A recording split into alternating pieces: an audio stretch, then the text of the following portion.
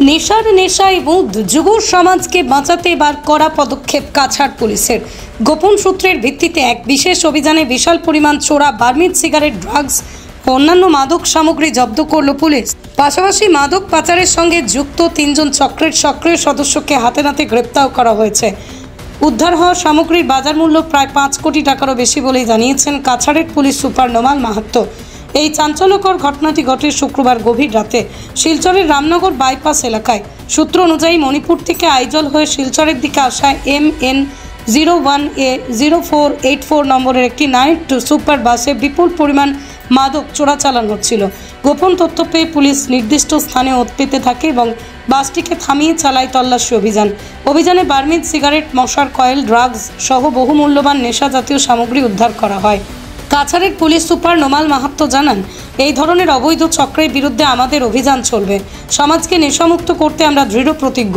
তিনি আরও বলেন, NDPS আইনের আওতায় ইতিমধ্যে একটি মামলা রুজু করা হয়েছে।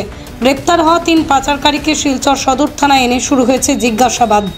প্রতিনিয়ত সীমান্তবর্তী অঞ্চল হয়ে পাচার হচ্ছে বিদেশি সিগারেট ও ড্রাগস। উত্তর পূর্ব ভারতের মাটি হয়ে উঠছে আন্তর্জাতিক পাচার চক্রের রুট। প্রশাসন সক্রিয় হলেও মাদক পাচারকারীকে দুঃসাহস যেন লাগামহীন।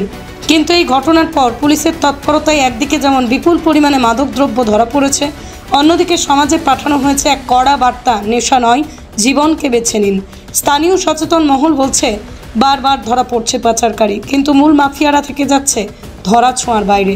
প্রশ্ন উঠছে, এই চক্রের শিকড় কতটা গভীরে, কারা আছে তাদের পিছনে? আমি এটা বিশেষ খবৰ লাভ কৰিছিলোঁ যোৱা 3 দিন আগতে, আৰু এই বাছখন যিখন আপুনি দেখিছে MN নম্বৰৰ বাছ, এইখন বাছখন মণিপুৰৰ ডিচিপুৰৰ পৰা আহিছে।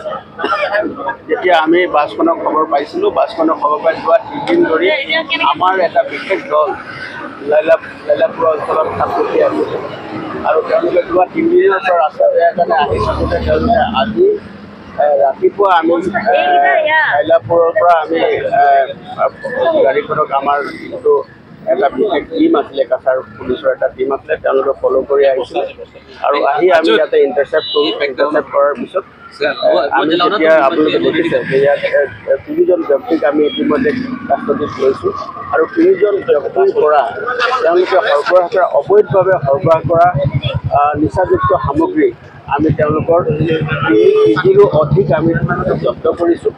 আৰু তাৰ লগতে ইয়াত অবৈধভাৱে বিদেশী চিগাৰেট আৰু এই গৰ্জিলা বুলি ইয়াৰ এটা বিশেষ দ্ৰব্য আছে, সেইটো তেওঁলোকে ইয়াৰ পৰা অবৈধভাৱে সৰবৰাহ কৰি আনিছিলে। আৰু গোটেইখিনি বস্তুৱে মানে এটা আপুনি দেখিব যে এইখিনি বিদেশৰ পৰা তৈয়াৰ হোৱা বস্তু, আৰু যিখিনি নিচাযুক্ত সামগ্ৰী আমি মৰফিন যিটো আমি টেষ্ট কৰিছোঁ, ড্ৰাগ ডিটেকশ্যন কিটৰ জৰিয়তে আমি এইটো টেষ্ট কৰিছোঁ। টেষ্ট কৰাৰ পিছত পজিটিভ ৰিপ্লাই আহিছে, আৰু ৰিপ্লাই অহাৰ পাছত আমি গোটেই সামগ্ৰীখিনি আইনৰ যিখিনি নিয়ম পদ্ধতি আছে, সেই পদ্ধতি সকলোখিনি মানি চলি আমি এই বস্তুখিনি জব্দ কৰিছোঁ।